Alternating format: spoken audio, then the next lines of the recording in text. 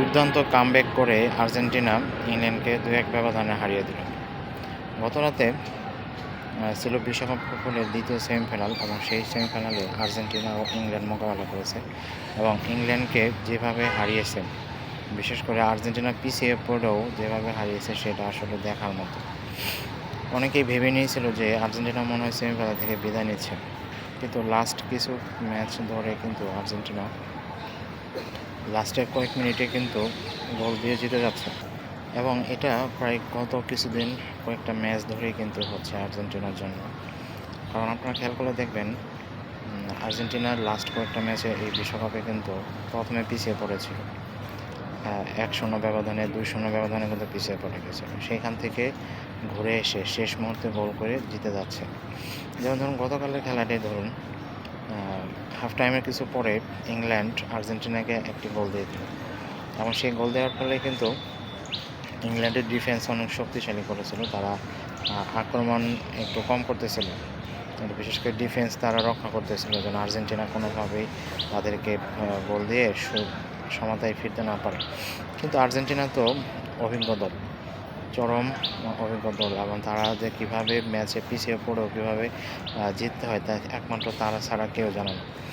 এই দেখুন, Enzo Fernandez যে গোলটা দিয়ে সমতায় ফিরল, সেটা একটা দুর্দান্ত গোল ছিল এবং সেটা প্রায় 80 মিনিট পরে 83-84 মিনিটে তিনি গোলটি দিয়ে আর্জেন্টিনাকে সমতায় ফেরালেন এবং এই সমতায় ফিরিয়ে আর্জেন্টিনাকে খেলায় প্রাণ ফিরিয়ে পেল এবং আর্জেন্টিনার দর্শকরা কিন্তু অনেক খুশি হয়ে আনন্দিত হয়ে গেল।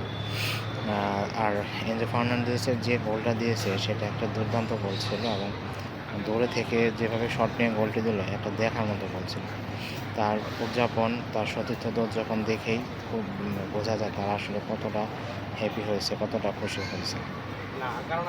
তারপর শেষ মুহূর্তে 90 মিনিট শেষ হওয়ার পর অতিরিক্ত যে 9 মিনিট দিয়েছিল, সেখানে মেসির দেওয়া পাস থেকে কিন্তু লতারো মার্টিনেজ মাথায় হেড দিয়ে গোলটি দিল, দুর্দান্ত একটা গোল। এবং সেই গোল দিয়ে কিন্তু আর্জেন্টিনা বিশ্বকাপের সেমিফাইনালে জিতে গেল এবং ফাইনালে চলে গেল টানা দ্বিতীয়বারের মতো। লাস্ট 4টি ওয়ার্ল্ড কাপের মধ্যে কিন্তু আর্জেন্টিনা 3টি ফাইনালে উঠে গেল। আর এবার যদি চ্যাম্পিয়ন হতে পারে সেটা তো একটা অন্যরকম একটা হবে, অন্যরকম একটা খুশি কাজ করবে, অন্যরকম একটা আনন্দ কাজ করবে।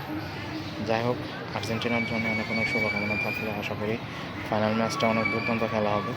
আর এই ম্যাচে কিন্তু 2টি গোল যে করেছে, 2টি গোলে কিন্তু মেসির শট ছিল এবং মেসির অ্যাসিস্ট ছিল। মেসির অ্যাসিস্টের ফলেই কিন্তু 2টি গোল হয়েছে। যাই হোক, মেসি যে গোল্ডেন বুট পাওয়ার ক্ষেত্রে অনেক সামনে এগিয়ে গেছে সেটা তার খেলা দেখে বোঝা যায়। তিনি এখন পর্যন্ত 8টি গোল করেছে এবং 4টি অ্যাসিস্ট করেছে এবং তার এই অ্যাসিস্টের ফলে কিন্তু আর্জেন্টিনা দুর্দান্ত খেলতেছে এবং দুর্দান্ত খেলা সবার সাথে উপহার দিচ্ছে। যাই হোক, ফাইনালের জন্য আমরা অপেক্ষা করলাম, অনেক সুন্দর একটা খেলা হবে। আপনার কি মনে হয় ফাইনালে কারা চ্যাম্পিয়ন হবে? স্পেন হবে নাকি আর্জেন্টিনা হবে?